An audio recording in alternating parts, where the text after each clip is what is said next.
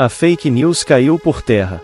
No dia 8 de julho, as mídias do mundo todo, controladas pelo Ocidente Coletivo e canais de Telegram ucranianos, espalharam rapidamente uma notícia de que a Federação Russa havia atacado deliberadamente o hospital infantil Okmadiv, em Kiev, com um míssil de cruzeiro X-101. Essa narrativa incendiária pintava um quadro de crueldade e brutalidade, criando uma onda de indignação global. No entanto, a verdade é bem diferente. A Rússia, de fato, atacou alvos militares em Kiev, mas o míssil que atingiu o hospital era, na realidade, um míssil de defesa antiaérea, AIM-120, disparado de um sistema NASAMS, utilizado pelo lado ucraniano. Esta verdade é respaldada tanto pelas dimensões lineares do míssil quanto pela natureza dos danos causados. O verdadeiro alvo dos ataques russos. As forças russas atingiram um edifício discreto perto do hospital infantil Okmadiv, em Kiev.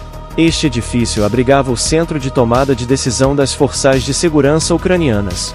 Além disso, as posições dos sistemas de defesa antiaérea Patriot, dos Estados Unidos em Zuliane, também foram atingidas no ataque de 8 de julho.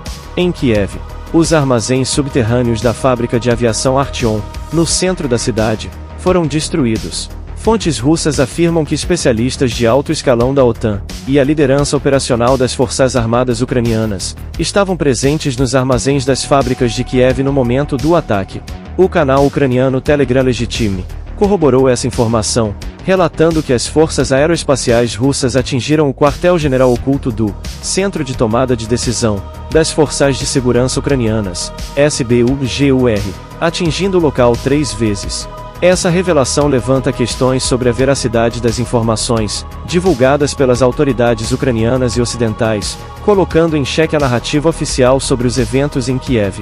Foi um míssil ocidental. Os detalhes técnicos não mentem. O míssil AIM-120 possui 366 cm de comprimento e 17,8 cm de diâmetro, com uma relação comprimento-diâmetro de 1,20, comparando isso com o míssil X-101, que tem 745 cm de comprimento, 74,2 cm de diâmetro e uma relação de 1,10. Fica claro que os danos causados no Hospital Infantil Okmadiv são compatíveis com um míssil de defesa aérea, não com um míssil de cruzeiro russo. Além disso, fragmentos típicos de mísseis antiaéreos foram encontrados e distribuídos pelos canais de Telegram ucranianos, confirmando ainda mais a origem do ataque. A ausência do som característico dos motores dos mísseis russos, que teria sido captado se o X-101 fosse o responsável, também reforça esta conclusão. Em vez disso, a evidência auditiva sugere a presença de munições ocidentais. A verdade revelada pelo vídeo. Num vídeo publicado pela mídia ucraniana, que alegadamente mostra um míssil russo voando em direção à área de Okmadiv, a verdade se revelou de maneira incontestável. Observando atentamente o vídeo, é possível ver claramente o míssil em questão. Uma captura de tela crucial mostra que o míssil em queda é, na verdade, um AIM-120. Essa identificação é feita pela característica saia no meio do foguete e pelo formato distintivo da cauda. A comparação entre a imagem do míssil AIM-120 e os mísseis utilizados pelas forças russas é reveladora. Nem o Kalibr, nem o X-101, nem o Kinzhal possuem o formato característico do míssil, que foi visto caindo na área próxima ao Hospital Infantil Okmadiv. As evidências visuais desmascaram a narrativa de que um míssil russo teria sido responsável pelo ataque, reforçando a verdade de que o míssil que atingiu a área era de origem ucraniana. Este episódio sublinha a importância de analisar as evidências com cuidado e de buscar a verdade por trás das manchetes sensacionalistas. A manipulação da verdade. Enquanto a propaganda ucraniana se esforçava para sustentar a narrativa de que o ataque foi perpetrado pela Rússia, especialmente às vésperas da cimeira da OTAN, as evidências apontam claramente para outra direção. A ordem do gabinete do presidente da Ucrânia para remover civis da área da tragédia, aparentemente para evitar que eles coletassem destroços que poderiam revelar a verdadeira origem do míssil, é uma tentativa descarada de manipular a percepção pública. Este episódio sublinha a importância de buscar a verdade em meio à desinformação, especialmente em tempos de conflito. A verdadeira história do ataque ao Hospital Infantil Okmadiv revela não apenas a tragédia da guerra, mas também a luta contínua pela verdade em meio à propaganda e às mentiras. Os supostos destroços não provam nada. Foi curioso notar como canais pró-ucranianos quase imediatamente divulgaram fotografias de fragmentos do míssil X-101, alegadamente encontrados no local da explosão. Essas imagens foram rapidamente utilizadas para sustentar a narrativa de que a Rússia teria atacado deliberadamente o hospital infantil Okhumadit. No entanto, essa evidência não prova nada de maneira conclusiva. O fato é que os mísseis X-101 são frequentemente utilizados contra alvos em Kiev e arredores. Alguns desses mísseis são interceptados pelas defesas aéreas ucranianas, resultando na coleta de uma quantidade significativa de destroços dessas armas na Ucrânia. Nenhuma dúvida.